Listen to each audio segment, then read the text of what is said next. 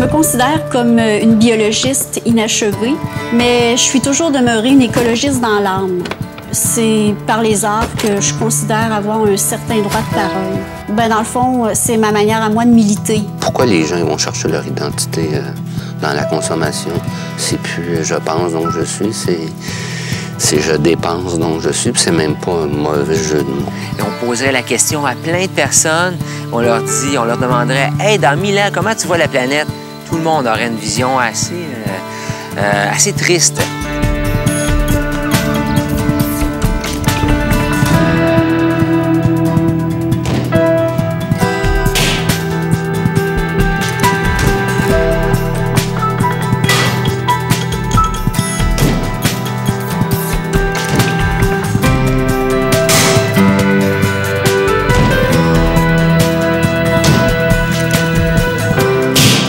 On dit que la Terre a une mémoire. L'argile s'imprègne de chaque geste, de chaque mouvement et conserve les empreintes. L'argile appelle le respect, tout comme la Terre. J'aime la Terre.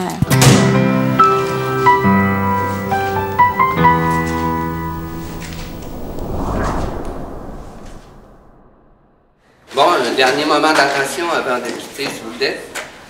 Je vous fournis les consignes du dernier exercice. Oui, c'est vrai qu'on vit dans une société de consommation ou de surconsommation, mais on pourrait peut-être aussi voir ça d'un autre angle. On vit peut-être d'abord dans une société de surproduction.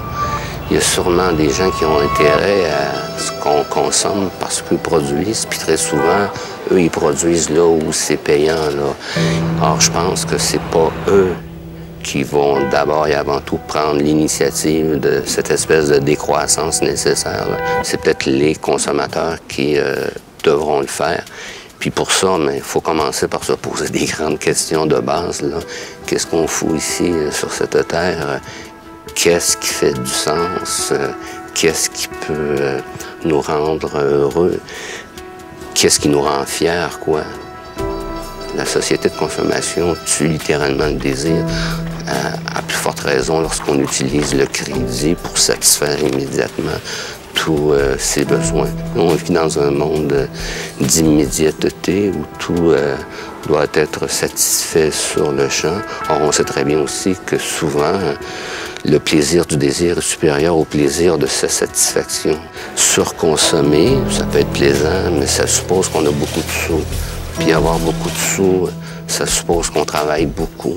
Puis si on travaille beaucoup, il ne reste plus beaucoup de temps. On arrive fatigué, on arrive stressé, puis on ne pense pas s'investir dans d'autres domaines du social. Vous allez travailler aujourd'hui avec l'équipe de Garage qui ont des projets en environnement, des projets de conservation aussi, qui touchent différentes espèces, la faune et la flore finalement. La capacité de support, c'est la quantité d'exploitation ou d'êtres vivants qui peuvent survivre dans un endroit déterminé. La capacité de support peut changer en fonction de la façon dont les organismes vivants vivent à l'intérieur d'un endroit donné. C'est la même chose pour notre planète et nous, les humains. La façon dont on exploite nos ressources, là, il est clair qu'on a atteint la capacité de support. Si on vivait de façon différente, cette capacité de support-là, on pourrait l'augmenter. Présentement, nos habitudes de consommation-là ne nous permettent pas, nous, espèces humaines, de nous projeter dans l'avenir. L'argile, ça a été un coup de foudre. C'est son aspect primitif, brut, qui m'a tout de suite accrochée. Je suis fascinée par le caractère docile du médium. L'argile, c'est en quelque sorte une pierre molle, malléable. Puis, comme on trouve l'argile partout dans l'histoire de l'art, c'est pour ça que je retourne souvent dans mes livres pour reprendre des images fortes de notre histoire. L'image, pour moi, c'est comme les mots pour le poète. Alors, je m'invente des histoires, mais c'est des histoires en 3D. Ce qui me fascine chez la bernache, c'est cette espèce de ressemblance avec les mœurs de l'être humain.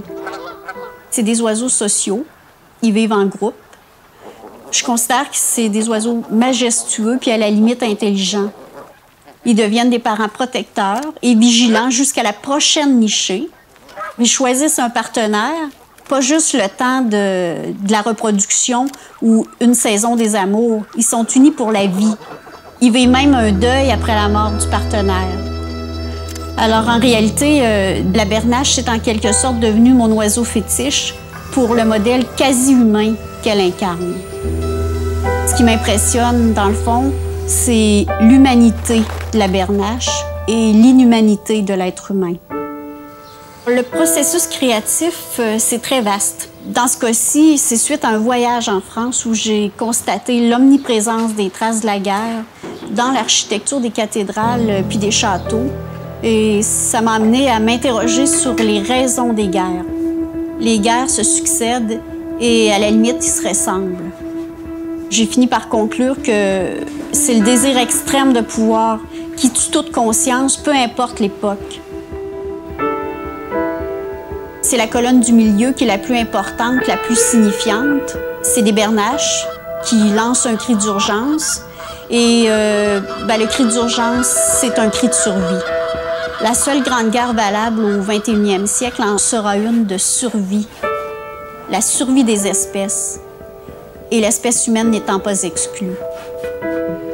J'ai eu envie de représenter le caractère grandiose de l'architecture. C'est pour ça que cette œuvre-ci a pris l'allure de colonne, avec ses chapiteaux d'argile. Chaque chapiteau illustre une figure tirée de l'histoire de l'art. Après la cuisson, mon argile, qui était à la base très malléable, devient dure comme de la pierre. Dans le fond, c'est la cuisson qui garantit la survie du relief ou de la sculpture. De cette façon, le geste se retrouve gravé à tout jamais dans l'argile.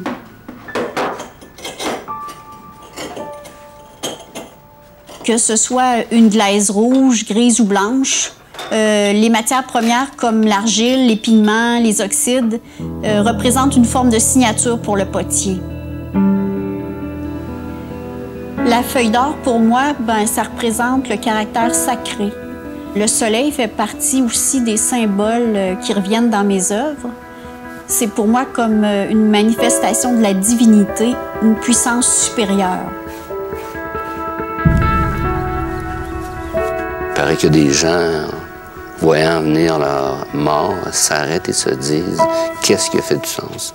De quoi est-ce que je suis fier? » Puis souvent, ils se rendent compte que ce qui fait du sens, c'est vraiment pas ce sur quoi ils ont le plus investi, là, où ils ont le plus mis le focus.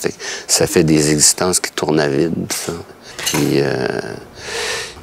c'est ça qu'il faut renverser, mais la logique de la consommation ou de la surproduction ne nous invite pas à ça. Il faut vraiment faire un effort. J'ai l'impression que la population est de plus en plus abrutie par la mode, la consommation, Internet, la télé. On dirait que les gens, ils préfèrent regarder vivre les autres plutôt que de vivre. Puis le pire, c'est qu'on sait ce qu'il faut faire pour changer les choses. Diminuer la croissance, diminuer la consommation, augmenter la récupération, le recyclage, étendre la vision du développement durable à toutes les sphères d'activité. L'équipe de Garaf, là, sont là pour vous regarder faire, vous connaître un peu, mais ils font pas le travail à votre place. Ça va? Mais vous pouvez leur poser des questions. Je me souviens de l'astronaute Julie Payette qui avait mentionné que vivre sur la planète Terre, c'est comme vivre dans un vaisseau spatial. Quand tu es dans un vaisseau spatial, tu as tes collègues, tu es dépendant d'eux autres et eux sont dépendants de toi, on est interreliés. Chaque action que tu vas faire, tu dois te poser une question en te disant quel sera l'impact de mon action sur l'ensemble des gens qui habitent avec moi et sur mon vaisseau spatial. Ça, c'est une vision globale à l'échelle d'un vaisseau spatial. Bon, ça? Les enseignants qui, comme moi, travaillent avec ces jeunes vont permettre à ces jeunes-là de devenir des citoyens impliqués parce que on va leur avoir donné la chance de jouer un rôle puis de comprendre leur impact. Ça leur donne la possibilité de se projeter dans le futur puis de se dire « OK, je sais que je peux changer des choses. Je l'ai fait à 15 ans. » Mais le pouvoir se projeter dans le futur, c'est aussi développer une vision du développement durable et une vision long terme.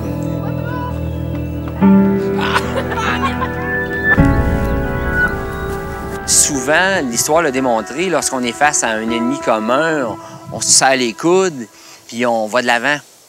On se bat. Et là, on a notre ennemi commun. C'est la première fois dans l'histoire de l'humanité que l'être humain a la possibilité de s'autodétruire. Or, il arrive que lorsqu'on fait face à ces grandes crises, que les êtres humains là, se mobilisent puis se rassemblent. Il me semble que l'environnement pourrait être un projet rassembleur, à l'échelle planétaire même.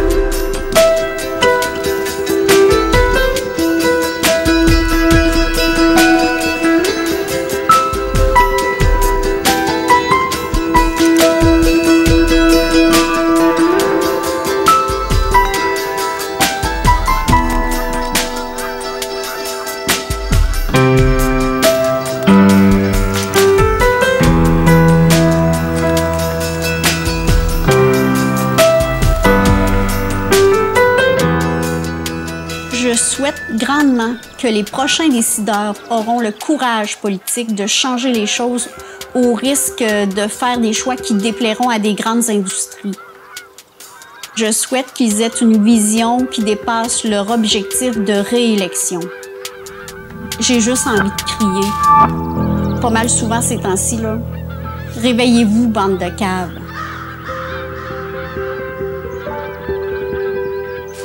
La Terre a une mémoire. L'humanité entière souffre d'Alzheimer. À qui la faute?